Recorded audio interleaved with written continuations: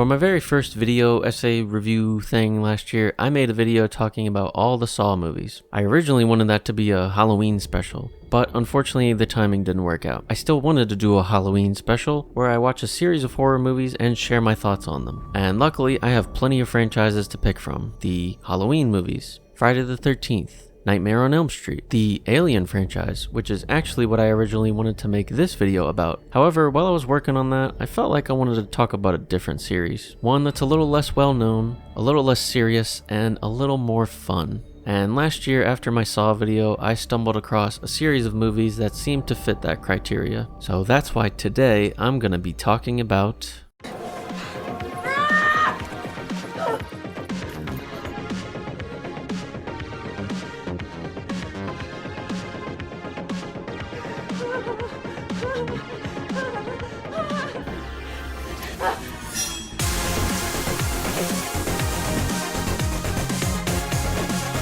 Terrifier is a smaller series of horror movies that have only been around for a handful of years now. Directed by Damien Leone and starring everyone's favorite friendly clown, Art. These movies are all about Art's kind-hearted nature and how he can always make people smile. Okay, but actually when I first heard about these movies, I heard they were extremely gruesome and gory. So much so that people were walking out of theaters. And this got me interested in a few ways. I wanted to see for myself how grisly these movies could be, and after seeing these posters I was super creeped out, but also morbidly curious about seeing Art in action. So today I'm finally going to be watching these two Terrifier films. And yes, there is a third movie, but at the time of recording it's currently in theaters. I could go and see it and then talk about it, but then I'd only be able to use trailer footage, and since it's actually a Christmas movie, I had the thought to make a fun video for the holidays about it. So if you'd like to see that, please stick around. But for now, let's get started with the first Terrifier. Terrifier was Damien Leone's first feature starring Art the Clown. There actually were some short films he did with Art, but it was a different actor,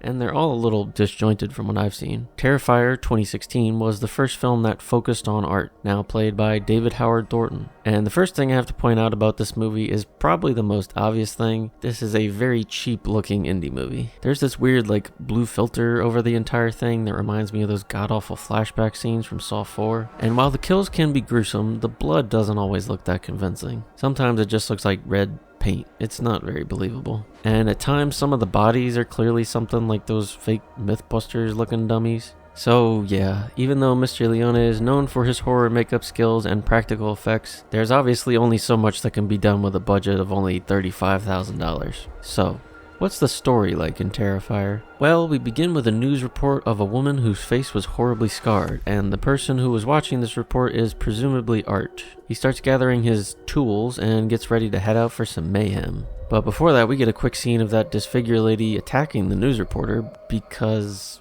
I don't really know why. Anyway, the real plot begins with these two girls, Tara and Dawn, who are heading home from a Halloween party, but they're both drunk, so they had to get some food and sober up a little. But not before running into Art walking down the street with his signature garbage bag? Yeah, that's where he stores all the deadly murder weapons, by the way. We continue on to this pizza place where the ugly blue filter is still very apparent, and the award-winning performances start to show up as well. Oh, here we go. That was the longest piss I've ever taken. Yeah, so, this doesn't have the best acting in it. What do you think that guy did in there? Who knows? Probably jizzed all over the place. Fucking pervert. Stop. What? I'm telling you, that guy totally whacked off in there. Okay, so yeah, they're at the pizza place and Art is just staring Tara down the whole time. It's initially pretty creepy. Oh, but look at him now. He's just a silly little guy. He's not bad at all. He's just having fun. So after that, he goes and takes a nasty shit in the bathroom, which is so bad that the owner kicks him out. The girls leave and they call Tara's sister to come give them a ride because their car coincidentally now has a flat tire. Meanwhile, the pizza guy who's cleaning up the bathroom comes back to find his boss's head turned into a jack-o'-lantern. So that's pretty fucked up. Art's still just a goofy guy though. He was just trying to help the owner get in the mood for Halloween. Sure, he used a human head as a jack-o'-lantern, but come on, he's just having fun. So while Art is making pizza, the girls are waiting on Victoria, Tara's sister, and Tara suddenly has to use the bathroom. And she says she can't just go in the middle of the street, which, yeah, that's not a good idea. But she could actually just, go in an alley or something. But instead, she chooses to go inside this creepy, abandoned-looking building. and this is where most of the remaining runtime will be spent. So Tara meets this fumigator guy who seems creepy but is actually just a normal dude. She goes to the bathroom, but instead of leaving after, she just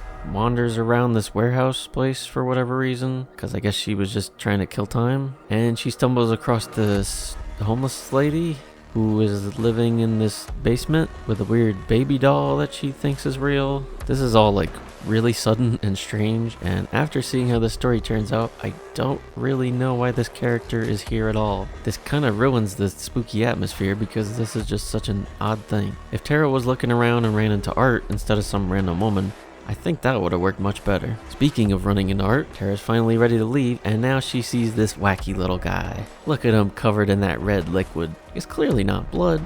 It's gotta be paint. He was just painting his Warhammer minis. Tara gets scared for some reason and starts running from Art, and he starts chasing her. Then he starts repeatedly stabbing her in the leg, but he's just roughhousing.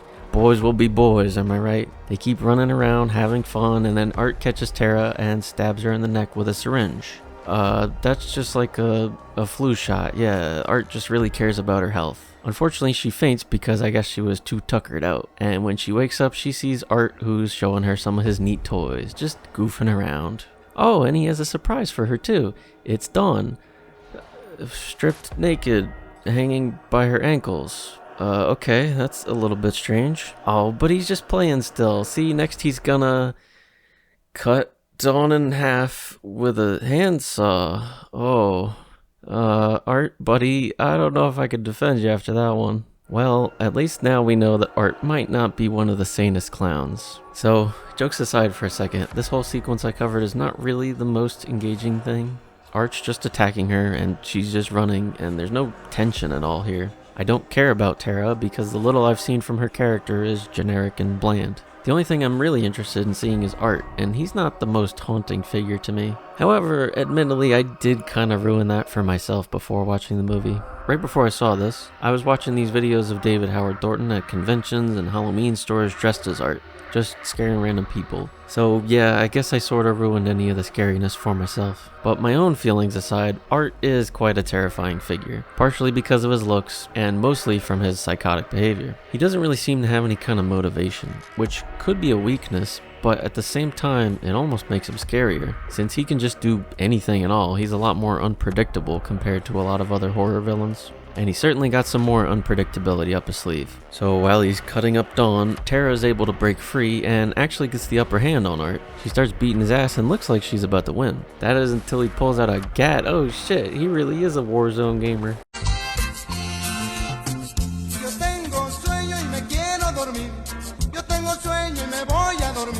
But sadly, we lose our incredibly captivating protagonist of Tara. And right after Art finishes her, the random basement lady comes out to see him, so now she's gonna be the next target. Basement woman runs to find Fumigator Man, but he is rightfully freaked out because some random ass woman just runs up to him and starts talking about a murderous clown. Like, yeah, of course he's gonna be surprised. But what's more surprising is when Art gives him one of his gentle greetings.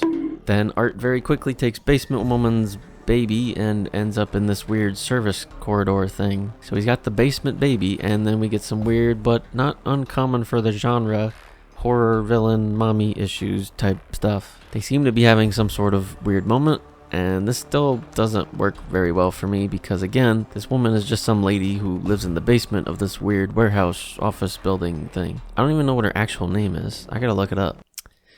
Okay, so Cat Lady is not really a character. She's just here to be a person for Art to kill. And while all this stuff is happening, Victoria finally shows up and is trying to get into the building. She walks around for no joke like 5 minutes of screen time, just opening doors and coming across the bodies. This happens until she finds Cat Lady and she tries to get help, but actually the real Cat Lady is across the room, and the person Victoria was trying to help is Art, who disguised himself with the removed scalp and chest of Cat Lady. Yeah, what the fuck, Art? I can't even make a joke about this one, man. I don't think I can show this, so I'm just gonna censor him and try to get through this section quick. And luckily that's pretty easy because now Victoria is the protagonist and she is dumb as hell. Instead of trying to run to a door while Art is very slowly walking behind her, she tries to go for some random window that she can barely open. At this point you would think she would run a different way, yeah? Wrong. She goes to this video game hiding spot and tries to hide from Art, who is not that far behind her. He knows exactly where she is immediately, and she keeps her cool for like 10 seconds before freaking out. However, before Art can do anything, another fumigator comes along to check on his buddy who he hasn't heard from. So Art goes to take care of that guy. Now's the perfect time for Victoria to escape. Except she continues waiting in this closet for like 10 minutes. Is she on the list of worst horror protagonists ever? Because she definitely should be. Anyway, Art cuts off that guy's head, whatever, and Victoria finally runs out, only to not be able to open yet another door, while Art does his best Billy impression. She runs around aimlessly for a few more minutes, takes her sweet time looking at the worst exits imaginable, and Art comes to suffocate her with saran wrap? Art, buddy, I thought you were a little more creative than that. Come on, man. Then she finds her sister. Very tragic. I'm so emotional. Art's pissed that Victoria escaped his most diabolical trap, so he really starts messing her up. But hey, the original fumigator man is alive and he comes to rescue her. They call the cops. Nice. Now they just need to wait for help. Oh, wait. No. Fumigator man wants to leave the building where almost every door is locked. Okay, that'll end well. Art finishes him off and continues to relentlessly chase Victoria, but finally she escapes. Wait, why are you going back inside? You're outside the building. Run away. Alright, yeah, this woman is dumb as bricks. She deserves whatever happens next. You fucking maniac!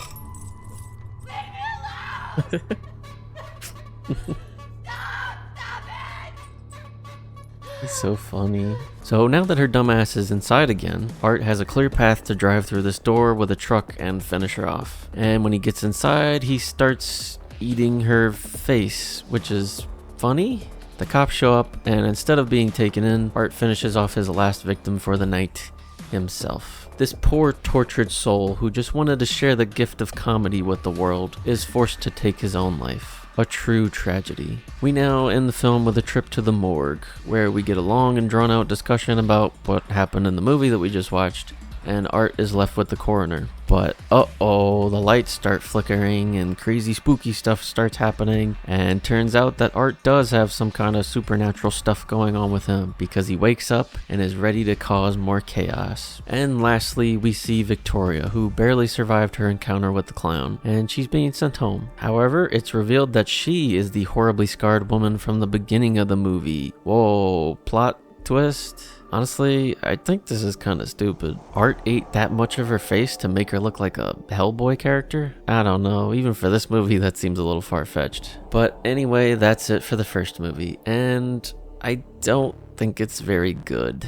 Art the Clown certainly is terrifying, but at the same time it's kinda hard to take him seriously when he's constantly being goofy and he's just killing characters that all have the personality of an NPC. If I was able to form even the slightest bit of a connection to any of these characters, I might have been a little more engaged, but they're all just fodder, so I don't care about anything in this movie that isn't Art. The kills ranged from just mindless average killing with knives and guns to some actually gruesome things that made me feel a little bit uncomfortable, but ultimately, because the budget is so low, all these effects are not at a level of quality to make me believe they are real. I can clearly tell they're fake. For something like this to work and make me actually feel sick to my stomach, these kills gotta look more realistic, and unfortunately they don't here. The effects and everything are very good, but it's just hard to forget that this is a movie. And as for the rest of the filmmaking, there's not much else to talk about. The music is generic, none of the camera work is interesting, and again, that damn blue filter is atrocious. So I'm gonna give Terrifier a 4 out of 10. Look man, I know, I'm sorry, alright? You did great at least. You keep doing your thing, bud. It's not unwatchable, and the story is mostly coherent, but the lack of entertaining elements aside from Art himself do a lot of disservice to the movie overall. I was kind of expecting this to be a bit more interesting of a watch, but it felt like a pretty simple slasher film for the most part. Now how about we move on to the second film, which I've heard improves a lot upon the original.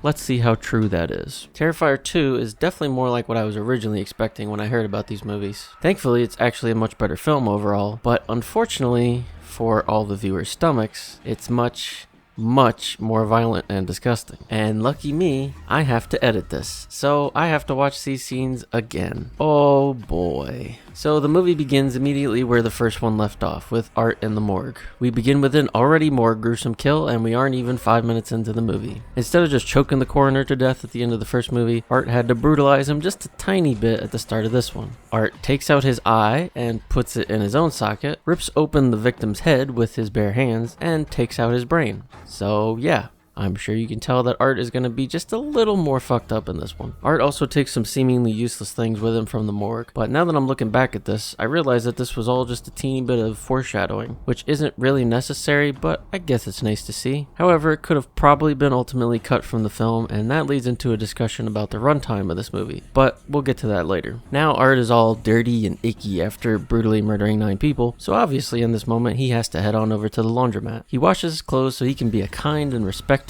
gentleman once again. But while he's waiting, he sees a little girl who looks about as evil as he does. She greets him by diarrhea-ing on the floor and then playing patty cake with him. And while all this is happening, there's actually another guy in here who wakes up to see Art, but only Art. This little girl seems to be either a figment of his imagination or maybe a ghost or something, but it's definitely weird. Art gets his nice clean clothes, tidies up the laundromat, casually sticks a mop handle through that guy's head, and goes off into the night. We are then introduced to an actual protagonist? Wait, this girl isn't just a human target waiting for her turn to be killed? Holy shit, this movie's groundbreaking. Here we have Sienna, who is accompanied by some sweet synthwave, which is already a big step up from the first film's music. This music and this sequence are actually pretty good, because they introduce this character without a word of dialogue. She's a young woman who seems to have an artistic side and is making a costume while listening to some chill music in her cozy little room. Already, she has more character traits than everyone from the first movie combined, and when she goes to eat with her mom and brother, we can see that these are actual characters. Now, they probably aren't the most profound characters ever created, but they work to make this more of an engaging movie instead of just a violence showcase. So the brother, Jonathan, is a little shithead. Charles Manson technically never killed anyone. All right, Jesus, this fucking little redditor. I said no. And has taken an interest in serial killers and is trying to dress up as Art for Halloween. Sienna and the mom discuss if he might actually be a little messed up kid or if he's just going through a phase. And the mom casually mentions that the father of this family is gone, but she doesn't go into any detail. That's a natural way to let the audience know that this young kid doesn't have a dad anymore, and it leaves the cause of death up to our interpretation for a while. Good little bit of intrigue that, again, was not present in the first movie. After a little while, Sienna heads to bed and falls asleep while watching scary movies on TV. She wakes up inside a dream where she's at the Clown Café, which is a nice little place at first, but it slowly turns into less of a dream and more of a nightmare. Now, first off, this whole sequence is really nice to see. There's a lot of flavor to this moment. We're getting a more unique setting and situation that is able to draw in the audience more. Having this distinctive setting allows for less stakes, but more possibilities in what horrors could be waiting. But there's no horrors here. What would you have to be afraid of when you have a swing set and a nice lady playing the banjo and cereal with crickets and razor blades in it? Okay, that's a little strange. It's fine though, because they have a special guest today, and it's... oh shit, right. Okay, maybe there will be a few horrors. Art gives all these people little snacks, so maybe he's not too bad of a guy after all. And look, he gives Sienna a present. What could it be? Well, it's a heart with maggots and worms. Okay, sure. And then he gives everyone else a present with his Tommy gun. Pretty simple, casual little massacre. Also, can't forget the banjo player, whose skills are really fire. So that's pretty much it. This is all just a nightmare for Sienna. And it shows that there's some kind of supernatural connection stuff going on, because Sienna finds the sword that her dad gave her, and Art's fire actually manifests in the real world and burns up her wings. Mom puts out the fire and starts tearing into Sienna pretty hard. All night? What are you, fucking stupid? Damn. This moment and a lot of other moments later on give off the impression that this mom is loving, of course, but has a pretty short temper and tends to take things out on her kids. Sienna returns to see everything lost in the fire, but one thing that is completely untouched is her sword, which will remain an important part of the story. Then we head back to Art's lair where he's creating new weapons. While he's busy with that, the little girl turns on the TV and she watches the news report from the very beginning of the first movie. And when I saw this, I thought that maybe she was the one who was watching it in the first film instead of Art, but I went back and compared the two scenes, and all we see in the first movie is the TV. Then Art doesn't like what he's hearing, so he walks up and kicks the screen. This happens in both movies, but in the second one the girl is there, and in the first she isn't. So I either think that this is a neat indicator that she actually is some kind of ghost that only certain people like Art can see, or the more likely thing is that Damien just wanted to connect these things that he didn't initially have a solid plan for. I'm gonna go with the first theory because that's cooler and it makes the girl more intriguing to me. So next, the siblings have head off to school.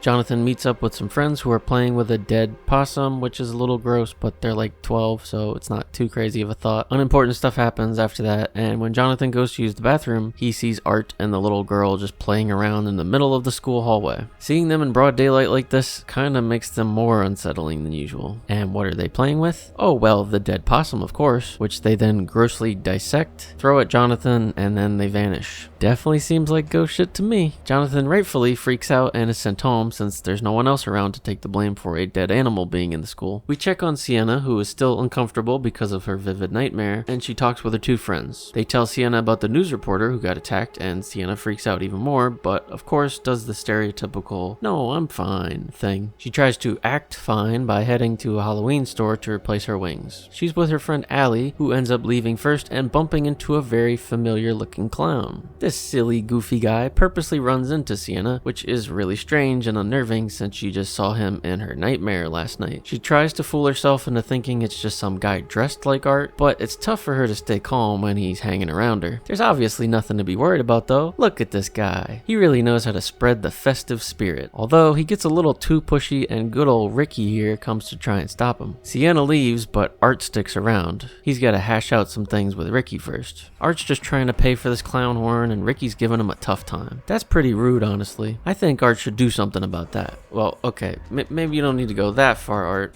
Okay, yep, he's cutting his head off now. At least he can help one last person have a nice Halloween. Sienna returns home and finds her brother, who is home early from school. Jonathan tells her that he saw the clown today and starts showing her their dad's sketchbook, which oddly has a picture of Art and even drawings of some of the victims from the first movie. And at the end, it has a woman with angel wings holding a demon's head, and this whole costume really resembles the one Sienna was making. I like this idea of the dad kind of being possessed or something. He apparently somehow saw a lot of horrific stuff in his head, but he also saw a heroic woman who could fight back against evil. This stuff doesn't really make a lot of sense, and the rest of the movie doesn't explain it further, but I personally enjoy all the supernatural type of stuff going on. It's more intriguing and outlandish, but the film is very obviously outlandish. The first film at times felt like it was taking itself a little seriously when nonsensical stuff was going on. This film is a little more grounded with these characters, but it's trying to ground them and the story in a fantastical setting. This movie knows that it's goofy, but it's trying to be goofy in a more engaging way. I could see how this might not work for some people, but for me it works well because I'm actually interested now in finding out where all these supernatural elements are headed. So mom comes in to berate her child, which is again showing that she has a pretty short temper. But at the same time, I get it because the story Jonathan is telling is hard to believe. Sienna doesn't quite know yet if she does or doesn't believe him, but she'll be forced to make up her mind soon enough. We take a break from Sienna's family and head on over to Allie's house where she gets a unique visitor. Art comes looking for some candy, but again he's met with more rudeness. Why is everyone so against him having fun on Halloween? Allie gives him candy so he'll go away, and he does. And I'm sure that's the end of that situation. Sienna has a bit of a panic attack after watching the news about the reporter again, but she tries to calm down and has a little suit up montage for her Halloween costume. She dons her Valkyrie looking outfit and really resembles her father's drawing now. I wonder if there'll be any demons around for her to decapitate. And that was a fun quick little sequence.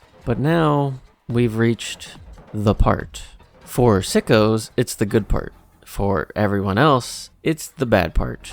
The really bad part. If you've seen the movie, you know which part I'm talking about. And if you haven't seen it, you'll just have to take my word for it. And you'll be hearing a lot of words because I cannot show this. So I'm gonna have to explain it all in detail. Oh boy.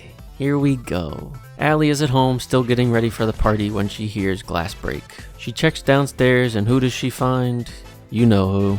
Art really didn't like how she treated him earlier, so he's got to take out some frustration. A lot of frustration apparently. Art chases her upstairs and cuts her straight across the eyeball, but this is the least of her worries. He proceeds to cut off her scalp with a pair of scissors. He really has a thing for scalping, I guess. But we're not done yet. He throws her on the bed and starts cutting off the skin of her back.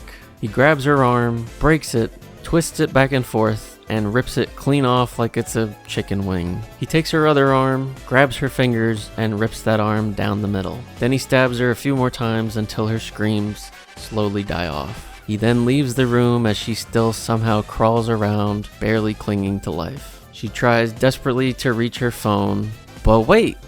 There's more. Art comes back in, now with bleach and salt. He pours both of those on her and literally rubs salt into her wounds. He said, fuck this girl in particular. This is a very hateful, brutal scene, and this is one that actually made me feel very uncomfortable. Thankfully though, we get a break and see Sienna say goodbye to her mom as she heads off to her Halloween party. Mom says that Dad would have loved the costume that Sienna created, and this actually has a bit of emotion behind it since these characters have been developed up to this point. However, that nice emotion is quickly turning back into sad emotions, because Allie's mom comes home and finds the house broken into. The viewer and her wait with heavy hearts to see the daughter's corpse in her room. Except she isn't dead. She's still fucking alive. What the fuck, Art? She's still moving around and even calls out to her mom. This shit isn't funny anymore, bro. And speaking of funny, now's a great time to transition away from this fucking nightmare and bring up something that's one of the main aspects of Art's character. That thing is comedy. He is actually a funny, silly guy a lot of the time, but when he starts killing people, his true sense of humor comes out. He doesn't do what he does because it's actually funny. He does it because he finds it funny. And I mainly got this idea from the man himself, David Howard Thornton. There is a line in the first film that really helped me understand the character. And it's what the cat lady says at one point. She says, he does this because he thinks it's funny. And I'm like, that's creepy. That's creepy in itself. He's not doing this out of any revenge or anything like that. He doesn't have some sob story or anything like. He finds killing people entertaining. And he's like the anti-clown, because clowns are supposed to be here to bring joy and amusement to other people. He is here to bring pain and misery to other people for his own amusement. So I look at him as he's always performing for an audience of one, which is himself. He's a very selfish creature. This is a really fascinating way to view Art, and this, I think, is what sets him apart from a lot of other slashers. He doesn't seem to have some tragic backstory. He's just a fucked up piece of shit that enjoys brutalizing people. And this stuff with Allie perfectly shows that. This isn't some funny, goofy kill. This is pure evil. This shit is fucked. I don't get too affected by fictional violence, and I obviously still realize this is just a movie, but the way the sequence is shown is really well done because it makes me forget for a moment that it's fake. I've had the scene in my head for a few days since I saw it, and I'm not traumatized or anything, but the fact that I can see it sometimes when I close my eyes shows that this is a horrifically crafted scene. And some people might argue that this is just torture porn, and I mean, yeah, it kind of is. But I feel like this also comes off as more personal since Art has been built up in the way that he has. It's not like a kill in a Saw movie where dead person number 52 is killed by jigsaw trap number 17. This is a kill that shows Art at his core is a fucked up, vile creature, and eventually someone will have to stop him. And on that note, let's get back to our Valkyrie. Sienna arrives at the party with her non-mutilated friend, Brooke. And this is a long scene of them talking and being emotional and meeting Brooke's boyfriend, and at first, I liked this scene, but looking back, it's really long and there's not much to talk about with this. And this once again brings up the idea of the runtime, but I'm still waiting to talk about that until the end. We get one more quick scene at Allie's house where some trick-or-treaters stop by, and Allie's mom comes to the door in the form of a candy bucket. Yep, Art cut off her head and gave children candy out of it. This kid is lucky he didn't take more than one, because he might have been the next one getting the bleach and salt combo. We head back home where Jonathan is feeling a bit down and Mom tries to be nice to him, but when he starts talking about the clown situation, she starts to lose her cool again. This is a good scene because she briefly mentions how the dad was sick and he didn't know who he was, further expanding on him and giving us a little more to think about now. She starts to tear up the book of drawings and Jonathan runs away. Mom gets stressed out, takes a few minutes to drink, and hears some noises in the garage. She finds her car covered in pieces of pumpkin and toilet paper and I think shaving cream. She thinks Jonathan did it, but again, we know better since he completely left the house. Jonathan wanders around and sees this incredibly creepy black van behind him that happens to have the little girl in it who now has glowing eyes. So if it wasn't already obvious, Art and the little girl are specifically targeting Sienna and Jonathan, and they seem to be just getting started. Mom calls Sienna to vent her frustration with Jonathan, and Sienna is drunk, which further angers Mom. However, we get a nice little moment where Sienna tells her mom that she loves her, and it seems like Mom realizes that she's been a little hard on her children. She seems a little conflicted because she cares about them, but is still upset with Jonathan. I guess we'll have to wait and see how she's really thinking about everything when the kids come home.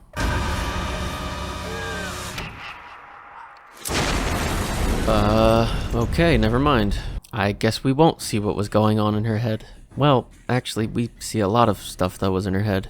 You finished? Meanwhile, back at the party, Sienna starts to see the little girl, so apparently she's purposely appearing only to Sienna. Sienna is rightfully freaked out and losing her shit, so they all start to head out. And then Jonathan returns home for a nicely prepared dinner. His mom is already at the table, and the chef brings out the meal. This scene made me realize that there was actually tension this time in the movie. When Art was chasing Tara, I didn't care and was just waiting for him to catch up to her. Now I'm actually worried about Jonathan because I know him as a character and don't want him to get caught. I'm much happier with the storytelling because it makes me more invested in the plot and it continues to make Art even scarier. Art takes Jonathan and the sword and heads back to his lair. Sienna gets a call from her brother and it turns out to be the little girl who's disguising her voice, which is not a power that you want a little demonic ghost girl to have. They trick Sienna into heading to the old carnival, and this is where the film will finally wrap up. And I didn't feel this during the movie, but now that I'm writing all this, I definitely realize that this is a long ass movie, but we're still not talking about that yet. Almost there. Sienna, Brooke, and her boyfriend arrive at the carnival. Sienna goes looking for Jonathan, and Brooke gives a little exposition dump about what happened with the siblings' father. And this is exposition, but it feels a little more natural because she's saying it to her boyfriend who doesn't know anything about the father. And Brooke is saying it to kind of prove that those kids are messed up because of their dad, but she also has a hint of sadness as she continues describing what happened. She says that their dad had a brain tumor and it started to affect his mind. He got abusive as things went on, and one day he crashed his car and took his own life. She also mentioned that he was seeing things, so that could lead you to believe that the tumor was possibly related to the supernatural stuff in some way. Sienna is looking for Jonathan still but can't find him, so she texts him and is told to go to the Terrifier. Back at the car, Brooke and her boyfriend are now making out because I guess talking about a man who committed suicide due to his insanity turned them on, but this doesn't last long cause I have to go pee-pee.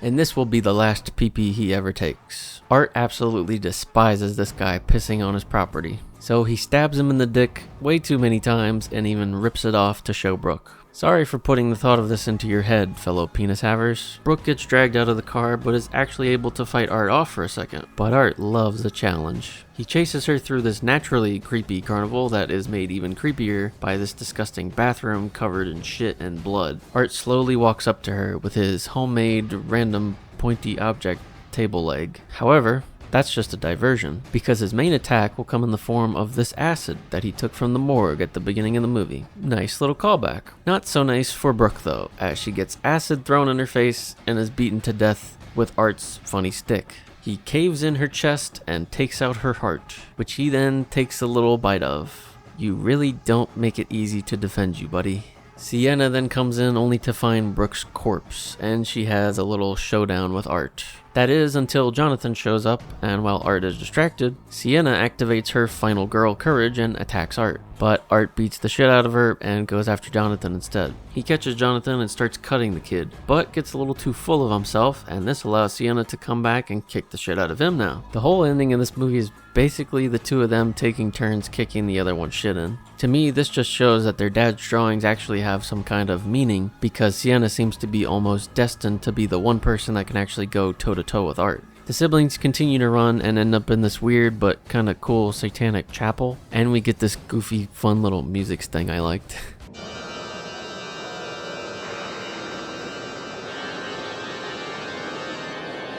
Art beats Jonathan, this time with his signature rope thingy.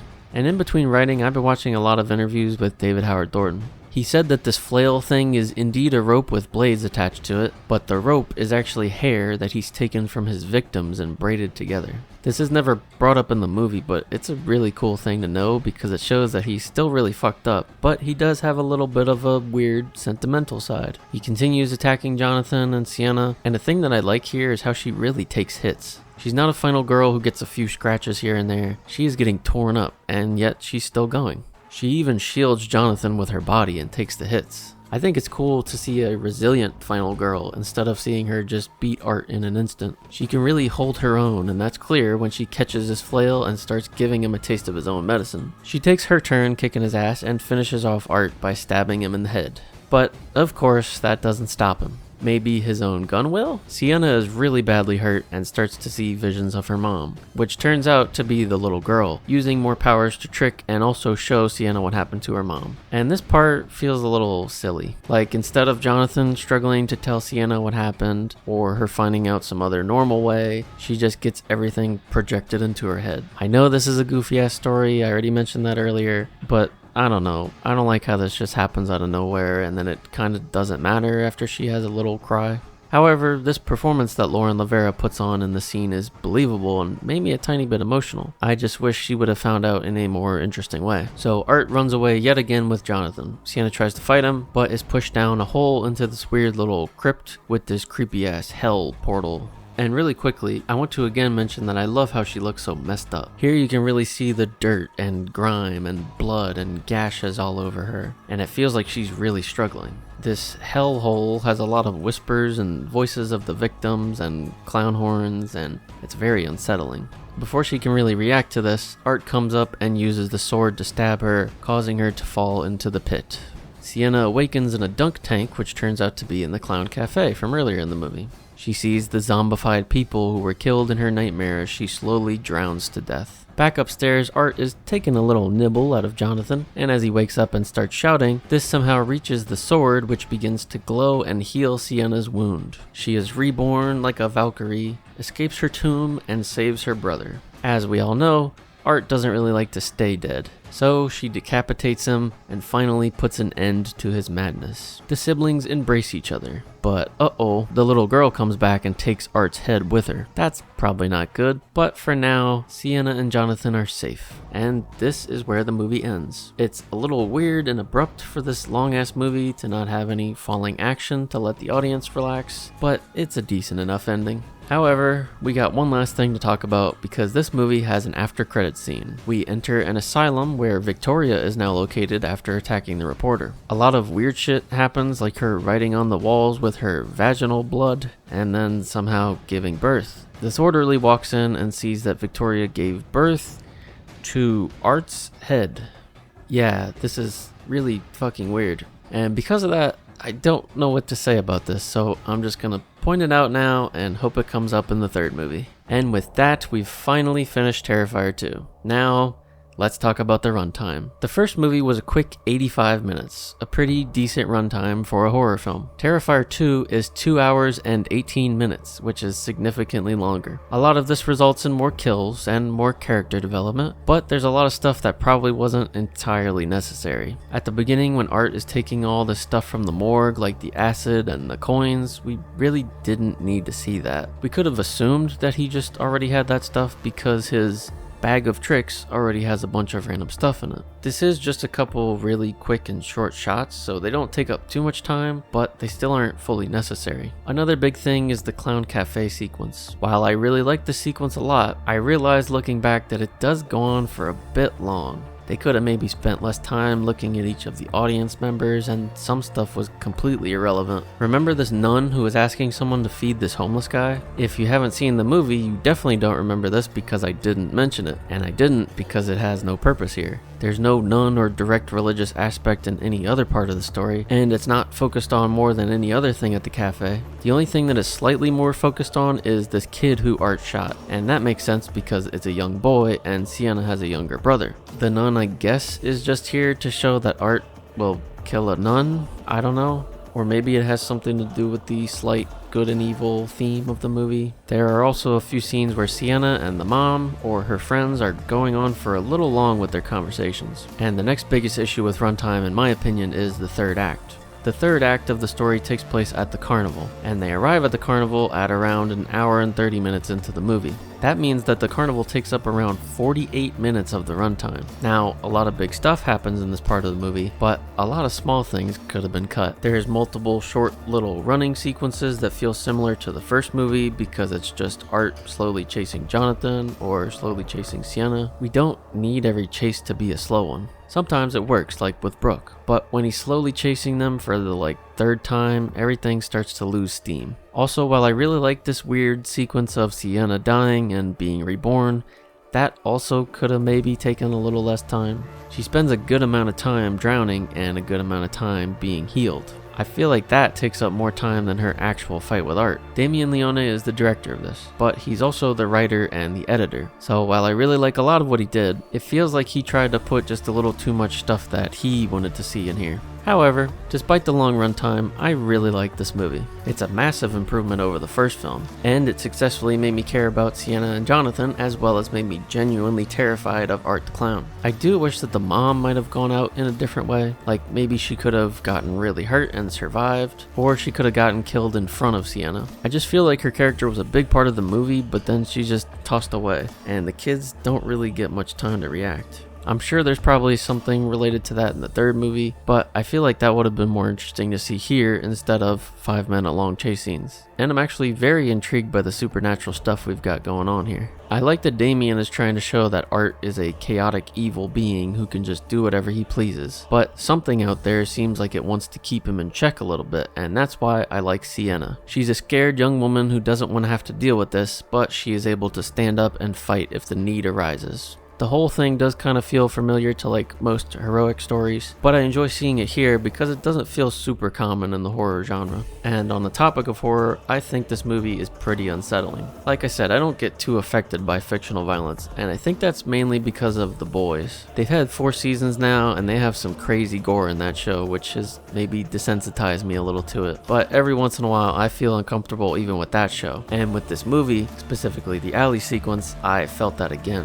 I'd actually like to rewatch this movie again, but I may have to skip that part next time. So with all that said, I'm gonna give Terrifier 2 a 7 out of 10. Great job, buddy. You got the IGN score.